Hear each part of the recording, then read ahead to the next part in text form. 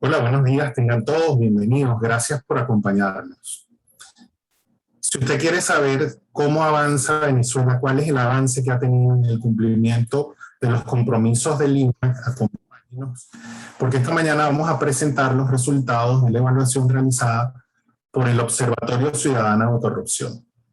A lo largo del evento les voy a ir contando quiénes nos acompañan y vamos a tener participación de distintas personas que nos explicarán cuál es el trabajo que hizo el observatorio y sobre todo cuáles son los resultados que esta evaluación tiene en la región, pero específicamente en nuestro país, Venezuela. Vamos a empezar ahora con un video de presentación del coordinador general de la Red Latinoamericana y del Caribe para la Democracia, el señor Enrique do Barrio. Escuchemos su presentación y luego continuamos con nuestra conversación.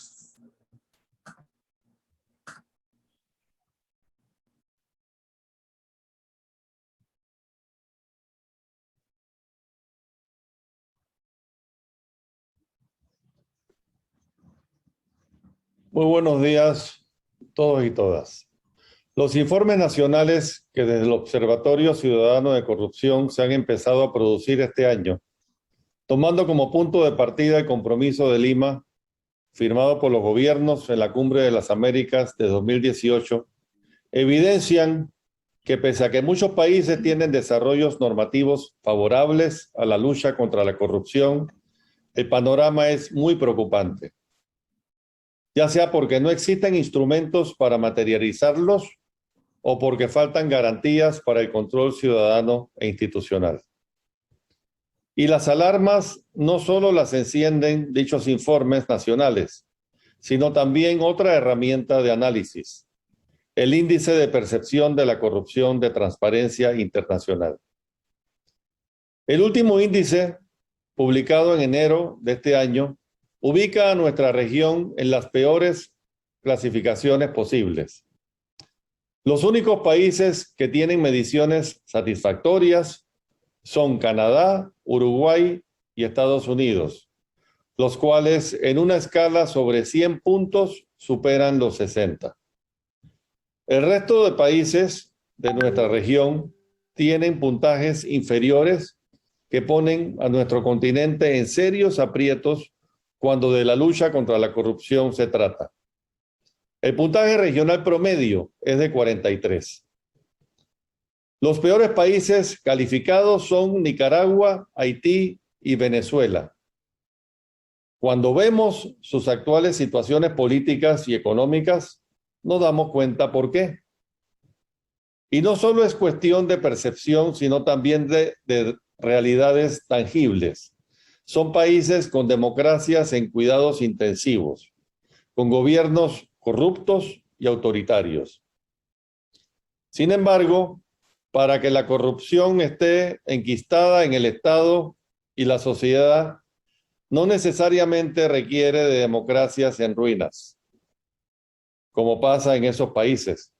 Hay también ejemplos preocupantes como Colombia, Ecuador, Brasil, Perú, Honduras, El Salvador, Bolivia, México, solo por poner unos pocos ejemplos, donde las prácticas corruptas están profundamente normalizadas.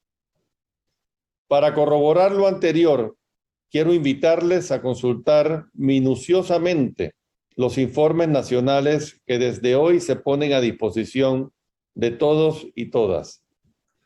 En estos documentos, juiciosamente trabajados por el Observatorio Ciudadano de Corrupción, encontrarán insumos que la sociedad civil debe tener en cuenta para desplegar sus distintas acciones. El observatorio, por su parte, es una estupenda iniciativa que empezó a funcionar desde el año pasado, integrado por los capítulos latinoamericanos de Transparencia Internacional. Quiero ahora presentarles, está con nosotros y tenemos la posibilidad de que nos acompañe, a Diana Silva. Diana es oficial de proyecto de la Red Latinoamericana y del Caribe para la Democracia, RedLat, Y la participación de Diana con nosotros esta mañana es muy importante porque nos va a dar un poco de contexto de cómo fue este estudio a nivel. Gracias, Diana, y te escuchamos.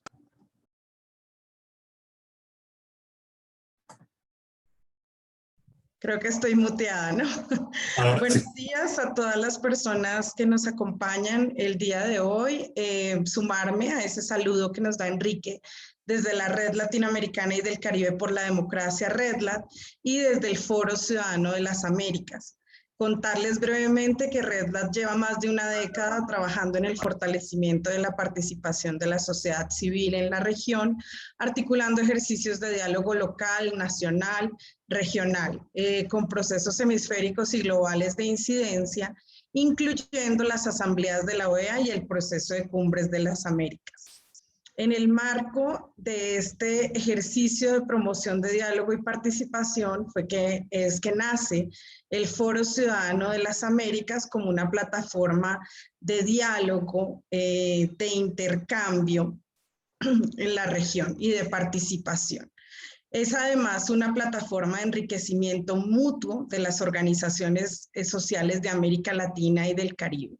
Desde el 2007, el foro ha trabajado por consolidarse como un espacio político de sociedad civil regional y como una red de trabajo que tiene diversa representatividad de las organizaciones de sociedad civil a lo largo de toda la región. Ha trabajado por temas como la defensa del Estado de Derecho, las instituciones democráticas, así como la participación e incidencia cualificada de sociedad civil en los escenarios generados por la OEA y en otros de carácter nacional y local. Como parte de la agenda del foro está la defensa del espacio cívico, la protección y garantía de los derechos humanos, la gobernanza y la apertura de nuevos escenarios de incidencia de sociedad civil. Por supuesto, también hace parte de la agenda del Foro Ciudadano de las Américas como un punto álgido la lucha contra la corrupción, entendiendo el carácter sistémico de la misma, el impacto negativo en las instituciones democráticas y la particular afectación que tienen los grupos más vulnerables. Estos también han sido pilares del trabajo de RedLat y del foro. El Observatorio Ciudadano de Corrupción es entonces un mecanismo que nos permite avanzar en esta lucha. Inició su acción el año pasado bajo el liderazgo de Proética, capítulo peruano de Transparencia Internacional y de Transparencia por Colombia, en conexión con distintos capítulos nacionales de TI a lo largo de la región. Uno de ellos, por supuesto, Transparencia Venezuela, que además es punto focal del Foro Ciudadano de las Américas. El observatorio combina pues tres cosas fundamentales. Una es el conocimiento técnico de los capítulos de Transparencia Internacional, el proceso político y social de los puntos focales y escenarios nacionales del Foro Ciudadano de las Américas y toda la acción de coordinación e incidencia de RedLat con plataformas básicas de trabajo como son el diálogo plural, el diálogo de saberes y la interseccionalidad. Contarles que en este ejercicio han participado más de 300 organizaciones sociales a lo largo de América Latina y el Caribe. Han participado en procesos de formación más de 200 personas, específicamente en estos temas, y se han desarrollado 19 reportes nacionales de avances del compromiso de Lima, que fue firmado en la cumbre 2018, así como 2 informes regionales y algunos informes temáticos que serán presentados próximamente. Es un honor entonces para RedLat de estar a cargo de la Secretaría Técnica del Observatorio y del Foro, acompañar este maravilloso proceso y complejo ejercicio de diálogo, de concertación de agendas, de construcción colectiva de sociedad civil, en el cual surge este reporte que presentamos hoy, y también invitarles a que estén atentos, a que conozcan los otros reportes que se están presentando en los diferentes países de América Latina y del Caribe. Este reporte ha tenido retos para su construcción. Ha sido fundamental dar apoyo y fortalecer a la sociedad civil venezolana con todas las dificultades, con todos los retos, con todas las situaciones de diferente tipo que ha tenido que afrontar para la construcción, para el diálogo, para la evaluación en torno a la construcción de este informe. Muchas gracias por permitirnos acompañarles el día de hoy.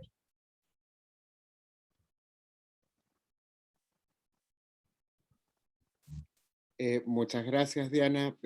Me disculpo, Juan, lamentablemente está teniendo un problema de conectividad, así que voy a continuar yo con la presentación. Bueno, a continuación lo que haremos es hacer la presentación de los resultados en Venezuela y la explicación de la puntuación.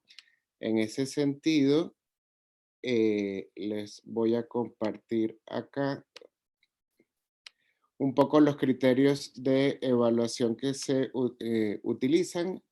Hay 3 criterios de cumplimiento que se toman en consideración y en función de eso se evalúa la eficacia, la contribución de las acciones desarrolladas como resultado del compromiso de Lima, la pertinencia vinculada a la oportunidad, conveniencia y adecuación de acuerdo con el contexto económico, institucional y o social, la sostenibilidad, continuidad en el tiempo de las medidas, y en ese sentido se hace una evaluación en una escala del 0 al 3, donde 0 es no registra y 3 es la puntuación más alta.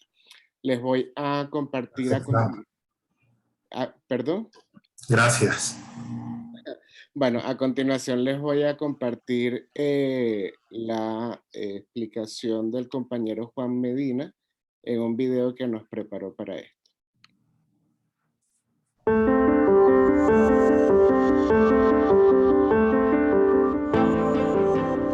De los 57 compromisos del documento Gobernabilidad frente a la corrupción de la Cumbre de Lima, el Observatorio Ciudadano de Corrupción evaluó 19, agrupados en 5 áreas temáticas: fortalecimiento a la gobernabilidad democrática, transparencia, acceso a la información, protección de denunciantes y derechos humanos, financiamiento de organizaciones políticas y campañas electorales, prevención de la corrupción en obras públicas, contrataciones públicas y compras públicas, y cooperación jurídica internacional. En esta evaluación participaron 150 organizaciones de la sociedad civil de 19 países de la región. En Venezuela participaron 9. Transparencia Venezuela coordinó la evaluación. Estos son los resultados generales de la evaluación en una escala de 0 a 3 puntos. El promedio regional es de 1,17. La mejor puntuación la obtuvo Perú con 1,84 y la peor Venezuela con 0,28. Completan las 5 mejores puntuaciones Argentina, Costa Rica, Colombia y República Dominicana, mientras a las 5 peores registros se suman Nicaragua, Honduras, Guatemala y El Salvador. Ahora, ¿en qué contexto se produce la evaluación en Venezuela, la peor de la región? Las investigaciones realizadas durante más de 17 años por Transparencia Venezuela han permitido identificar un patrón de gran corrupción que, en forma generalizada y sistemática, han capturado a las instituciones y los recursos públicos para beneficios de pequeños grupos con acceso y control del poder en Venezuela.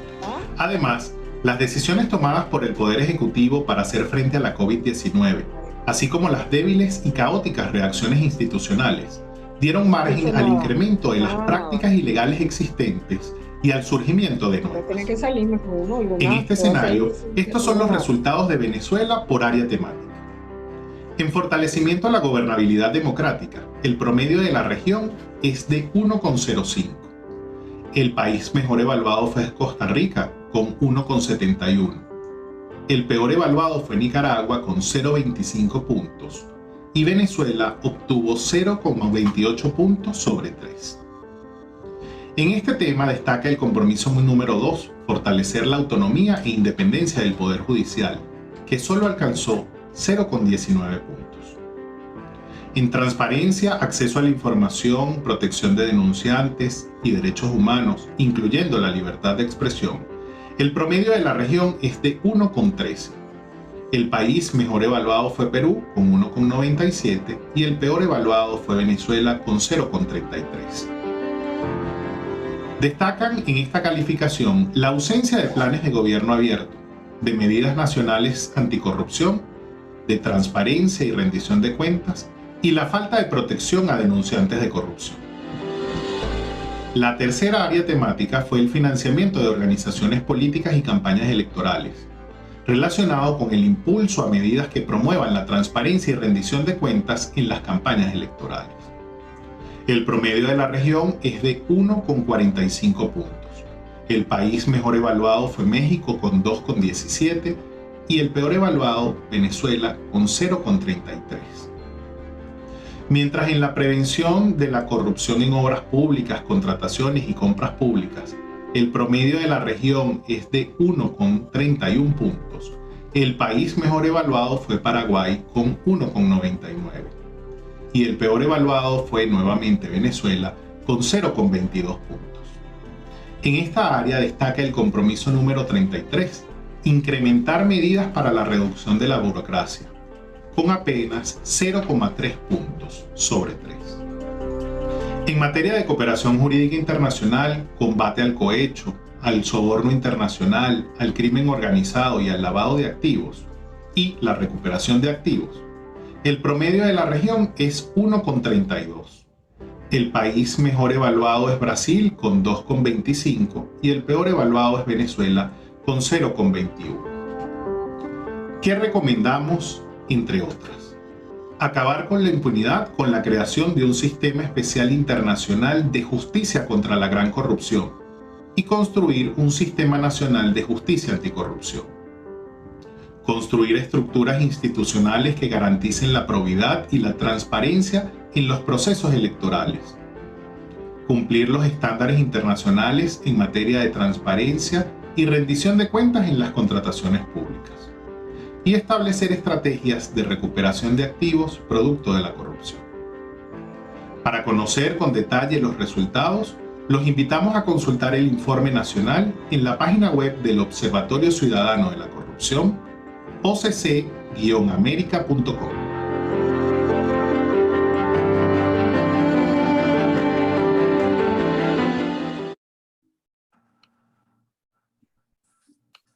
Bueno, estos resultados que acabamos de ver, quiero recordarles que corresponden a una evaluación que concluyó en el mes de mayo de este año.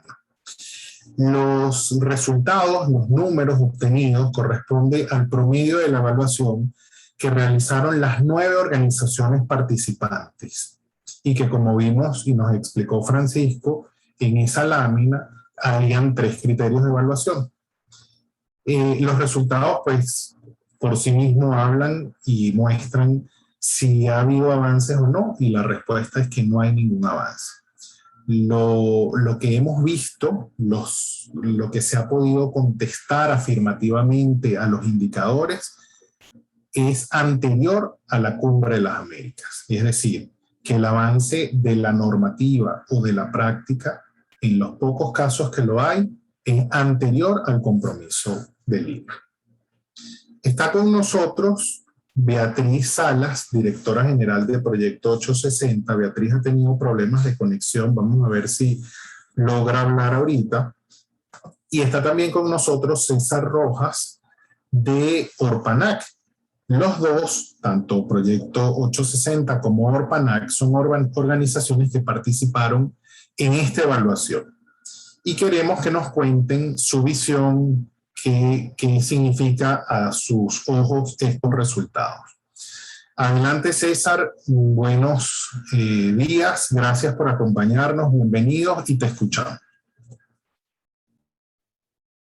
Muy bien, muy buenos días a todos. Muchísimas gracias a la Organización de Transparencia de Venezuela por la organización del evento y al Observatorio Ciudadano de las Américas.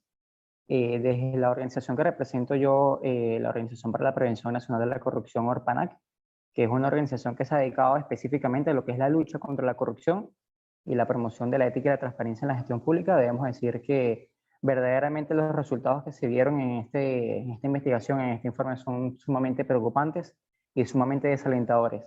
Y lo son porque, como bien comentó ya el señor Juan, la realidad es que muy lejos de avanzar en estos resultados, en lo que es el cumplimiento de estas metas pautadas en Lima, la realidad es que hemos estado retrocediendo enormemente y verdaderamente es muy preocupante.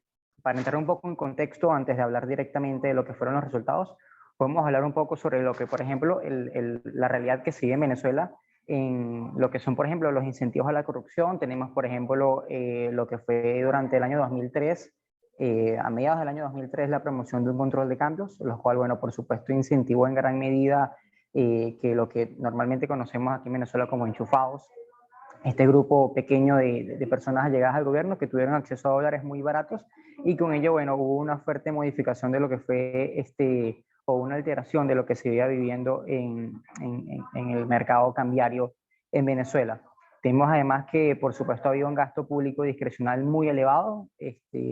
Los poderes ejecutivos, tanto a nivel nacional, regional como municipales, también han estado actuando básicamente sin ningún tipo de control, digamos que fiscal, puesto que ha habido también lo que muchas veces, aunque pueda sonar feo, es una realidad, ha habido muchísimo nepotismo por parte de muchos entes ejecutivos, familiares o personas acercadas o simplemente porque son del mismo partido político, porque me conviene económicamente, han estado ocupando cargos públicos y manejando el dinero del Estado a su conveniencia. Tenemos, por ejemplo, nosotros a principios de siglo exportábamos electricidad a Colombia y hoy en pleno 2021 tenemos un déficit enorme. Además que han habido una serie de contrataciones multimillonarias irregulares, lo que es la ley orgánica de contrataciones públicas no se ha estado cumpliendo, la Contraloría General de la República no está ejecutando los procedimientos regulares. Además de, por supuesto, muchísimos de los artículos establecidos en la Ley Orgánica de Procedimientos Administrativos, los cuales se supone que deben velar porque el procedimiento administrativo y la, gestión pública en Venezuela sea transparente, no se ha estado cumpliendo. Aproximadamente desde el año 2014, si mal no me equivoco, el presupuesto de la nación es completamente un misterio, nadie sabe qué se utiliza o cómo se utilizan los recursos públicos de la nación. Y todo esto se traduce, por supuesto, en lo que fueron los resultados ya directamente hablando de lo que fue esta investigación que se pueden ver en el informe. Tenemos, por ejemplo, en lo que es el tema de transparencia, acceso a la información, lo que es la protección a los denunciantes y los derechos humanos, incluyendo la libertad de expresión. Tenemos que Venezuela tiene lamentablemente una puntuación de 0.33 puntos sobre 3 puntos de calificación, lo cual, bueno, nos deja lamentablemente nada más un 11% de cumplimiento. Esto nos da a entender que, bueno, lamentablemente el cumplimiento de esto ha sido extremadamente bajo. Hablando, por ejemplo, también de lo que son las contrataciones públicas y las obras públicas, las ejecuciones que se han estado realizando, Venezuela sacó solamente 0.22 puntos en base a 3, lo cual representa nada más un 7.3% del cumplimiento de los compromisos de Lima.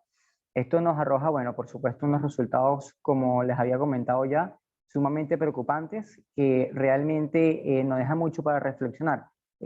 Nosotros como sociedad civil creo que tenemos un espacio de ámbito muy importante que debemos saber emplear, ejecutar, tanto exigiéndole a nuestras instituciones públicas, a nuestros gobernantes, una mejor utilización de los recursos públicos más transparente. Eso sería la reflexión que nosotros desde Orpanac, les repito, una organización que se encarga específicamente de la lucha contra la corrupción, podemos dejar ante estos resultados que nuevamente decimos son bastante desalentadores. Gracias, César. Les había comentado que Beatriz Salas de Proyecto 860 nos acompañaba, pero su conexión no le ha permitido. Lamentablemente, pues sabemos los problemas de conexión a internet que hay en el país, pero quería decirles que si alguno tiene alguna pregunta para César, para Diana o para mí, pues por favor háganlas llegar. Ya me han escrito un par de preguntas que voy a hacer. Voy a empezar por Diana. Diana, llegó una pregunta que plantea que, de acuerdo a la experiencia de ustedes, ¿cuáles creen que es el mayor aporte que puede hacer la sociedad civil desde su participación como ciudadanía organizada con relación a estos resultados en impulsar transformaciones. ¿Cómo puede hacer la sociedad civil y cuál es su papel fundamental?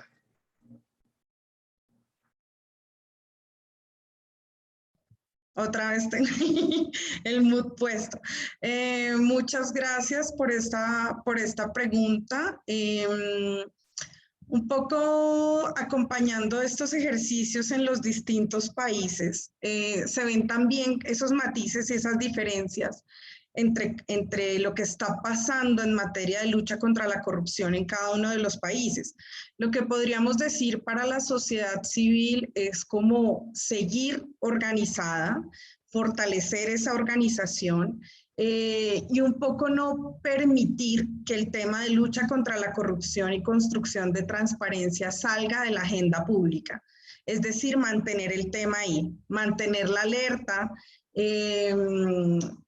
digamos en términos generales, mantener la alerta sobre lo que está ocurriendo en el tema, pero además ya adentrándonos un poco en lo más específico, uno es pedir cuentas a los gobernantes, tanto a nivel nacional como a nivel local, hacer este ejercicio de seguimiento de en qué se están invirtiendo los recursos públicos, qué uso se le está dando, cómo se está utilizando. Entonces, en una medida también, en cierta medida también hacer uso de las herramientas y mecanismos que se tengan en cada país. Si son mecanismos de visibilización de la información pública, si son mecanismos de seguimiento, si son mecanismos de rendición de cuentas, pues apropiarse y hacer uso de los mecanismos existentes. Si esto no es suficiente, porque conocemos que dependiendo, hay democracias en las que no es suficiente o ya no hay herramientas y mecanismos disponibles para el seguimiento, entonces hacer parte de redes más globales y de redes que atraviesan la región, como un poco la que tenemos con el Foro Ciudadano de las Américas y la que tenemos también con el Observatorio Ciudadano de Corrupción. Es decir, seguir en la medida de lo posible, y si esto no les pone en riesgo, seguir denunciando, seguir participando en estas redes locales y nacionales, pero también en estas redes un poco más regionales, contando qué es lo que ocurre en el país, qué está pasando con los recursos, visibilizando cuáles son los principales hechos de corrupción en el país y seguir muy activos y activas en esta materia. Porque, por ejemplo, les voy a dar un ejemplo muy concreto. El día de ayer estábamos acompañando a la sociedad civil peruana en la presentación de sus informes. Y ellos nos contaban y ellas nos contaban que en un punto había llegado la corrupción a niveles tan dramáticos que incluso en el Congreso se ponían fajos de billetes sobre el escritorio de un congresista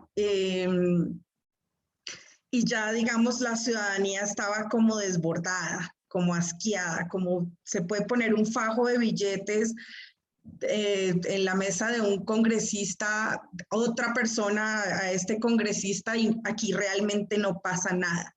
Y las personas, la ciudadanía, la sociedad civil tenía una sensación como de desesperanza, ¿no? Como de, ¿para qué se hace algo si ya llegamos a niveles tan descarados? Pero un poco también lo que nos contaban a partir incluso de la cumbre de Lima, de otros movimientos, de estar organizada esa sociedad civil, de mantener el tema en la agenda, que incluso ya exgobernantes que habían participado en hechos de corrupción habían recibido una condena. Y el que exista una condena y el que exista un castigo a quien sea corrupto, pues ha sido como un aliciente también a la ciudadanía de pensar, bueno, aquí sí pasa algo, ¿no? Y si nos mantenemos organizados y si nos mantenemos denunciando y si le hacemos seguimiento, esto tiene que mejorar. Entonces es algo que también le podemos transmitir a partir de todo este ejercicio a la sociedad civil venezolana. Número uno, que ejercicios como el de este informe nos permiten al resto de la región conocer qué está pasando en el país. Entonces no están solos ni solas. no están hablando en el vacío. Hay otras organizaciones, hay organismos multilaterales que están viendo, que están pendientes. Y número dos, pues como continuar en ese trabajo, ¿no? Y mirar cómo de manera regional podemos seguir apoyando también todo lo que está haciendo la sociedad civil venezolana. Eso sería como lo que tendría para decirles. Gracias, Diana. Además nos deja ese comentario mucho que pensar en aras de seguir trabajando y seguir construyendo el camino para que nuestro país mejore.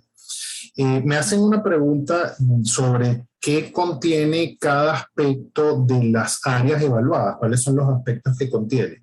No voy a detenerme a mayor profundidad, los invito a que revisen en la página del observatorio el informe que está con detalle cada una de las cosas que se evaluó, pero les cuento que en el tema de fortalecimiento de la gobernabilidad se evaluó la autonomía e independencia del Poder Judicial, la existencia de políticas anticorrupción y la inclusión de los grupos vulnerables en esas políticas, la prevención de conflictos de intereses, en el tema de transparencia y acceso a la información pública. Se evaluó que existan sistemas anticorrupción y que la ciudadanía, la sociedad civil pueda participar en el seguimiento de la gestión, si existen planes y políticas de gobierno abierto, la autonomía de los órganos de control, los órganos superiores de control, y el acceso a la información pública, que existan estadísticas para poder medir la transparencia y mejorar. Y en todo esto se evalúa también las medidas legislativas que existen. En financiamiento electoral, que fue el tercer tema, tiene que ver con toda la rendición de cuentas de las campañas electorales, de los partidos políticos y cuánto acceso tiene el ciudadano a esa rendición de cuentas. En el cuarto tema, que es la prevención de la corrupción en contrataciones públicas, se evaluó la existencia de sistemas electrónicos para contrataciones públicas que garanticen transparencia, que permitan ejercer veeduría ciudadana, que permita que haya una efectiva rendición de cuentas, que los contratos los contratos de contrataciones de obras, de adquisición de bienes, de contratación de servicios tengan cláusulas anticorrupción y cómo se reduce la burocracia en las contrataciones públicas. Y por último, en la cooperación jurídica internacional se evaluó cuál es la cooperación entre las autoridades de unos y otros países, en el caso de nuestro país, para poder perseguir los bienes, rescatar los bienes producto de la corrupción. Como les digo, los invito a que vean el mayor detalle con la puntuación específica en la página del observatorio, que está nuestro informe también. Nos dicen por el chat, todos estos esfuerzos y movimientos son importantes a nivel local, pero ¿cómo es posible ante este tipo de régimen poder avanzar en el apoyo de otras regiones? Y otra persona nos dice, en contextos autoritarios y riesgosos, ¿cómo impulsar los cambios que los resultados de este estudio aconsejan? Bueno, creo que Diana nos ha dado algunas luces. Sin embargo, Diana, si quieres completar algo, creo que es muy importante aquí, de acuerdo a lo que nos ha dicho Diana y a lo que creemos además nosotros, es que la evaluación siempre hay que hacerlo, los resultados hay que mostrarlos, y la sociedad civil tiene que seguir haciendo exigencia real y concreta desde los espacios de cada uno de trabajo de cada una de las organizaciones de la sociedad civil y del ciudadano. Sin duda alguna, creo, Diana, seguramente tú puedes coincidir en esto, que no es un trabajo fácil, que es un trabajo cuesta arriba, pero más allá, que yo quisiera preguntarte a ti para aprovechar, ¿qué has visto en otros lugares que les está pasando lo mismo, que tienen condiciones adversas? ¿Qué has visto que pudiese darnos ideas a nosotros de cómo seguir impulsando esta lucha? Sí, lo primero que quisiera resaltar es Claro, ahora hace un momento que les estaba diciendo usar los mecanismos formales, institucionales que da la ley. Esto puede perder un poco de sentido en un contexto autoritario o en que la democracia está en riesgo, ¿no? Entonces, lo primero que quisiera transmitir es, de pronto fácil decirlo, pero difícil hacerlo cuando no hay las condiciones en el país. Entonces, lo primero a resaltar es, por supuesto, que no se pongan en riesgo como ciudadanos ni como ciudadanas en este ejercicio. O sea, primero buscar su seguridad, su protección ante todo, porque de afuera puede ser muy sencillo dar recomendaciones. Entonces, primero, esta medida de protección. Y segundo, como les comentaba hace un momento, integrarse, mantenerse un poco organizados, organizadas como organizaciones de sociedad civil, mantener este tema en la agenda e integrarse cada vez más a redes regionales, a redes globales, seguir llamando la atención sobre estos puntos en los mecanismos hemisféricos que haya en las instituciones de carácter hemisférico, seguir llamando la atención sobre lo que está ocurriendo en el país. Ante tu pregunta de cómo se ha visto en otros países, los contextos son muy distintos. Hay, digamos, hay ejercicios de este tipo que se van más por los mecanismos formales, porque hay las condiciones en los países para hacerlo, incluso en los que es más sencillo trabajar en mesas multiactor, en los que es más sencillo que sector privado, sector público y sociedad civil se unan alrededor de la lucha contra la corrupción. Hay en otros en que es incluso más complejo, en que la sociedad civil está por fuera del país, está en modo de diáspora, porque no pueden, no tienen las condiciones para trabajar en el país. Entonces ahí lo que he visto o lo que hemos acompañado en el marco de este ejercicio, pues es igual que se siguen comunicándose, digamos es más difícil el acceso a la información, pero tratan de tenerlo, tratan de mantenerse como organización civil, como organizaciones de sociedad civil, tratan de mantenerse unidas y de tener un foco y de tener resultados para este trabajo, aunque sea más compleja la comunicación. Como les digo, estoy hablando incluso de organizaciones de sociedad civil que no pueden permanecer en el país al que pertenecen y en el país al que están haciendo seguimiento. Pero de todas formas tratan de mantenerse focalizados y articulados en este trabajo y por supuesto de hacer parte de redes, como les decía, de redes de trabajo regional, de redes de trabajo global de apoyo a la sociedad civil. Entonces eso es algo, digamos, como una recomendación que les doy, mantenerse activos en estas redes, tanto regionales como globales, y buscar, por supuesto, protección y seguridad en ese trabajo también de denuncia de la lucha contra la corrupción, que conocemos que en algunos países es mucho más riesgoso que en otros. Eso es una realidad. Muchas gracias, Diana. Y nos queda claro que el papel de la sociedad civil es muy importante en contextos como el nuestro. Ya estamos a punto de terminar por el tiempo nuestro espacio de hoy, pero nos piden que repitamos la página donde se puede encontrar el informe, occ-america.com, y una persona nos pregunta que brevemente repasemos qué fue lo que se evaluó. Se evaluó el aspecto normativo y el aspecto práctico de un conjunto de compromisos que asumieron los estados en la Cumbre de Lima contra la lucha contra la corrupción, en materia de lucha contra la corrupción. Esa evaluación en Venezuela la realizaron 9 organizaciones de la sociedad civil y en la región 150 organizaciones en 19 países. Los resultados de Venezuela y del resto de los países los pueden encontrar en esta página que les acabo de comentar, occ-america.com. Gracias por acompañarnos la mañana de hoy. Esperamos que puedan revisar el informe regional a detalle, lo puedan compartir y puedan impulsar desde la sociedad civil, acompañarnos en la lucha contra la corrupción. Muchísimas gracias de manera especial a todos los asistentes, pero de manera especial a Diana y a César, que nos acompañaron con sus intervenciones hoy. Como les dije, lamentablemente Beatriz no pudo. Que tengan todos un muy feliz día.